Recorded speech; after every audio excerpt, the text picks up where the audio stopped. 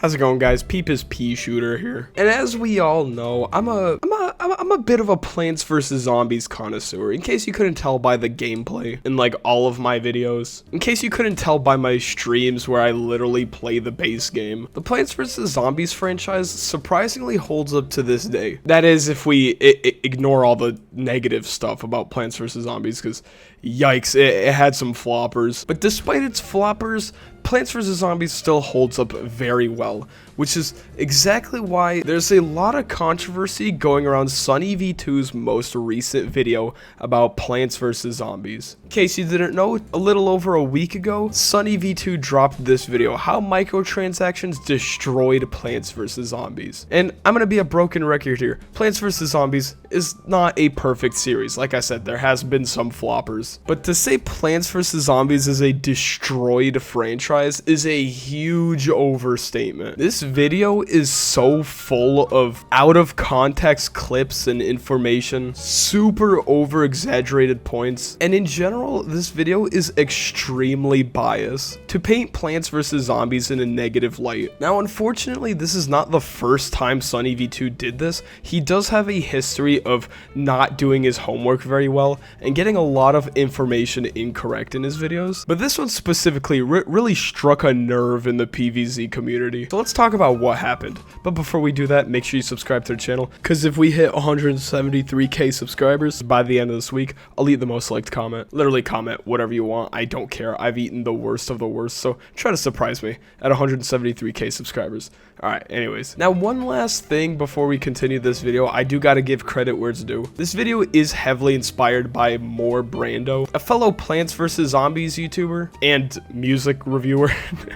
He recently dropped a 50-minute video basically breaking down all the lies SunnyV2 made in this video specifically. So I do just gotta give credit real quick. I'm gonna leave his channel in the description if you want to check it out. But that being said, let's get straight into it and talk about how SunnyV2 misled over 1 million people into thinking PvZ is a doomed franchise. Now he does start off the video by talking about how good PvZ1 was in the first place, painting PvZ1 in a positive light, which we can all agree PvZ1 really good game. If anything, a perfect game. Anyone can pick it up and perfectly enjoy it. But it all starts going downhill once he starts talking about PvZ2, which, in case you didn't know, PvZ2 is already a pretty well-received game, scoring 4.3 stars out of 5 on the App Store. And if you're in the PvZ community, you would know that this game is not the worst. Obviously, yeah, you can have your complaints. People are still very on the fence about microtransactions,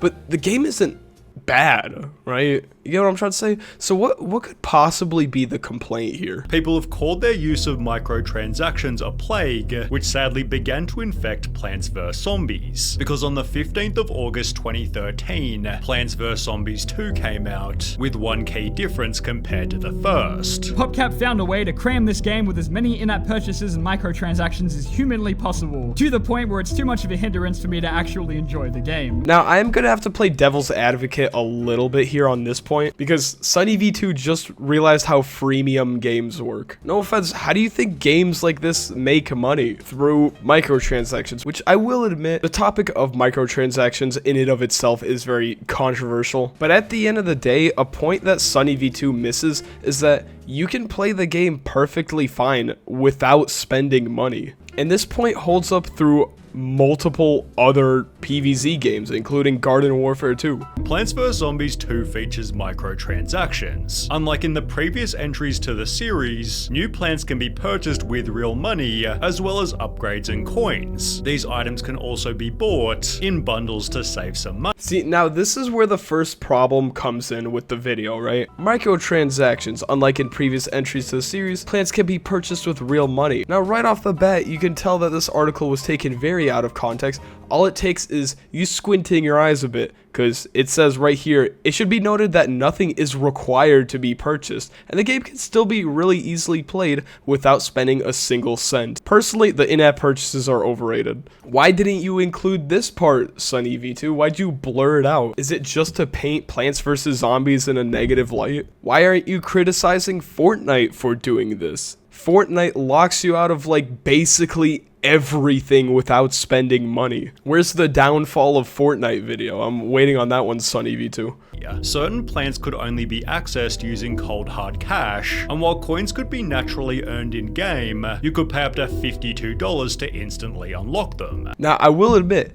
this is the stupid part right here. Now, I think we could all agree, this is stupid. I don't know why they implemented this in PvZ2, but there was like a small handful of plans that you genuinely have to pay for. I don't know what they were thinking with this, but immediately after that, SunnyV2 makes a very over-exaggerated point, thinking it's a bad thing that you have the option to buy coins in PvZ2. Keep in mind, you can just grind the game. You don't have to spend money. I'm gonna be a broken record here. You can literally grind PvZ2 without spending a single dollar. I don't know why he makes this point to begin with. The Pirate Seas and Wild West levels can also be unlocked without earning all of the required stars. They cost $5.49 each to instantly access. But you realize that feature was very quickly removed, right? Suddenly SunnyV2 is running off of very outdated information, but all worlds are completely free now. You just have to grind the game to unlock them. You don't need to spend money to access different levels anymore. More controversial for whatever reason was the game's new art style. People argued that every single character looked to be designed by a totally different person, each of whom had their own way of drawing. There's full videos dedicated to the poorly designed plants, with the excessive discussion about this flaw being a meme within the community. Alright, I'm gonna have to call bullshit on this.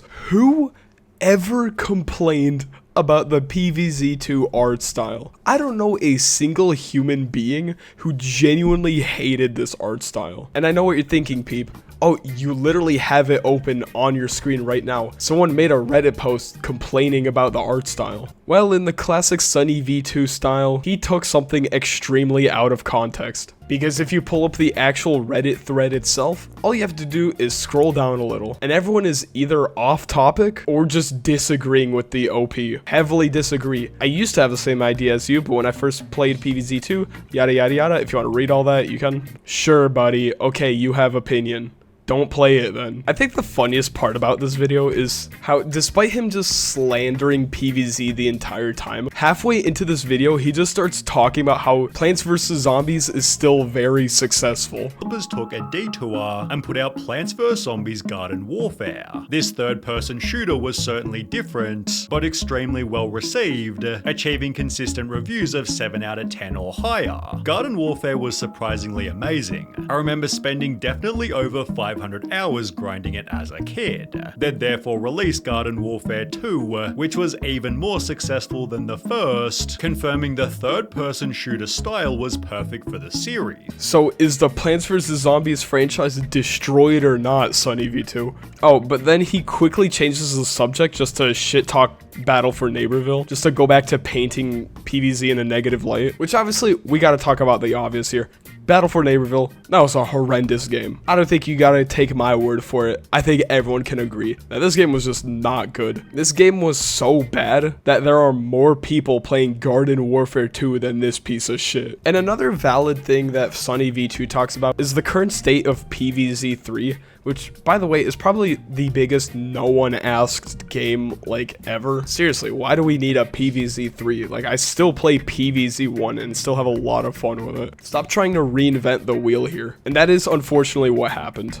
However, when the first bit of gameplay was posted to YouTube, people instantly disliked it. PvZ 1, skill. PvZ 2, wallet. PvZ 3 won't download it. Why? For starters, the game was now in portrait, which, to be honest, was probably more convenient, but at the same time it looked extremely weird. The lawn is literally horizontal. Why? Why is the display vertical? Alright, so on that point we can agree. I think even Plants vs. Zombies fans completely agree that this game, I don't even know what this game is anymore. Anyways, what can we learn from here? I think SunnyV2 needs to like actually do homework before dropping a whole 10-minute long video essay slandering a game, because it is not as bad as you think. I don't think SunnyV2 is really a trusted source when it comes to this kind of video essay genre, so tread lightly here. Thank you guys so much for watching. I'm gonna go now. Boom.